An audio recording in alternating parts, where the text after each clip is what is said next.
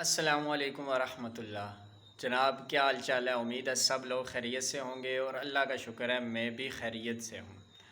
تو جناب آج کا ہمارا ٹاپک ہے اعزازیہ کارڈ جو ہمیں دیا گیا ہے وہ کب تک جاری رہنے کا امکان ہے اور کنفرم کب تک کی اپڈیٹ مل چکی ہے۔ آگے کا کوئی پتہ نہیں کب تک جاری رہے گا، لیکن کنفرم ڈیٹ کب تک کی مل چکی ہے۔ اور دوسرا یہ کہ ہمیں امامت کے ساتھ ساتھ امامت کی ڈیوٹی کے ساتھ ساتھ کون سا کاروبار جو ہے وہ کرنا چاہیے جس سے ہم آسانی سے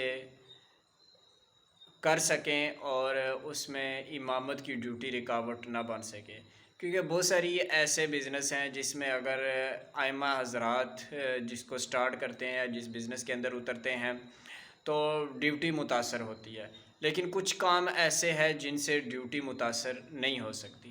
تو دوستو اگر آپ چینل پر نیو ہیں تو چینل کو سبسکرائب لازمی کر دیجئے گا، ویڈیو کو بھی لائک لازمی کر دیجئے گا۔ تو جناب سب سے پہلے بات کر لیتے ہیں کہ اعزازیہ کارڈ کب تک جاری رہنے کی ڈیٹ آ چکی ہے۔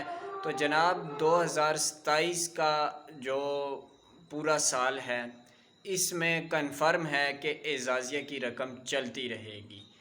2027 کے آخر تک یہ کنفرم ہے کہ اعزازیہ کی رقم چلتی رہے گی۔ 2027 سے پہلے اعزازیہ بند نہیں ہوگا، اس کے بعد بھی ہو سکتا ہے چلتی رہے، لیکن 2027 تک کا بجٹ جو ہے وہ پیش ہو چکا ہے اور اس کا اعلان ہو چکا ہے 2027 تک کا، یہ کنفرم ہے۔ آگے پھر واللہ عالم۔ تو اس سے آگے جناب چلتے ہیں کہ ہمیں امامت کی ڈیوٹی کے ساتھ ساتھ کون کون سا کاروبار کر لینا چاہیے۔ تو جناب سب سے پہلے تو ہمیں یہ کرنا چاہیے کہ ہم جس محلے میں یا کوئی بھی شخص کسی شہر میں امامت کر رہا ہے تو اپنے قریب محلے کے اندر جس میں امامت کرا رہا ہے وہاں نہیں بلکہ قریب محلے کے اندر کوئی ایسی شاپ ڈھونڈے جس کے اندر وہ کریانہ سٹور یا اس طرح کی کوئی شاپ کھول سکے۔ مثال کے طور پر ایک تو کریانہ سٹور ہوگا، دوسرا ونڈا شاپ وغیرہ، یعنی کہ جو پرچون کا کام ہوتا ہے، جو خشک کام ہوتا ہے، جس کے آئٹمز کا خراب ہونے کا خدشہ نہیں ہوتا۔ یہ کام بہت زبردست ہے، پرچون کا کام ہو جائے یا ہول سیل کا کام ہو جائے، یعنی کہ کریانہ سٹور کا ایک تو پرچون کا ہوتا ہے، ایک ہول سیل کا ہوتا ہے، یہ دونوں اگر دونوں میں سے کوئی ایک بھی ہو جائے تو بہت بہترین کاروبار ہے۔ اس کے اندر اگر ہول سیل والا ہو جائے تو اس میں پرافٹ بہت زیادہ ہے، اگر پرچون والا ہو جائے اس میں بھی 500,000 روپیہ جو ہے وہ آسانی سے بچ جاتا ہے۔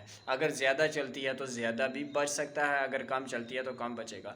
نمبر 2، ہمیں امامت کے ساتھ ساتھ اگر ہائی لیول کا کام کرنا ہے تو وہ کون سا کر سکتا ہے؟ یہ تو لو لیول کا تھا، لیکن اگر ہائی لیول کا کام کرنا ہے تو ہائی لیول کے کام کے لیے آپ کو پتہ ہے کہ انویسٹمنٹ بھی ہائی لیول کی چاہیے ہوتی ہے۔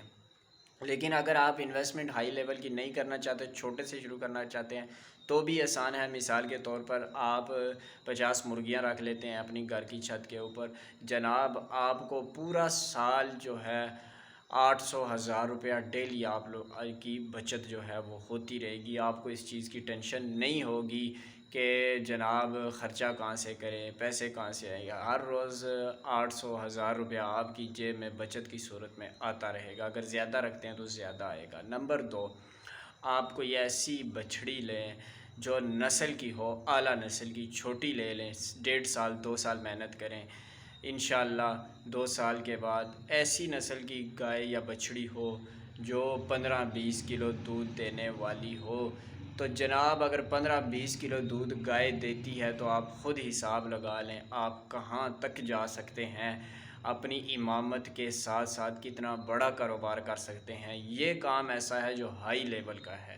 تو اگر یہ کام آپ شروع کرتے ہیں، سٹارٹ میں 1.5-2 سال مشکل ہوگی، لیکن اس کے بعد آپ کے لیے مشکل نہیں ہوگی، اس کے بعد دودھ بکتا رہے گا۔ یہ ایسی چیز ہے کہ جو کبھی بھی رکنے والی نہیں ہے، انشاءاللہ دودھ کی ڈیمانڈ ہی بہت زیادہ ہے۔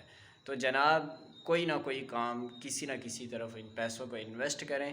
یاد رکھیں بزنس ہی وہ راستہ ہے جس سے آپ اپنے اہل خانہ اور خاندان والوں کو خوش رکھ سکتے ہیں اور اپنے اخراجات اٹھا سکتے ہیں۔ اگر ویڈیو اچھی لگی ہو، ٹائم کم ہے تو انشاءاللہ پھر ملیں گے۔ ویڈیو اچھی لگے لائک اور سبسکرائب لازمی کیجیے گا۔ والسلام۔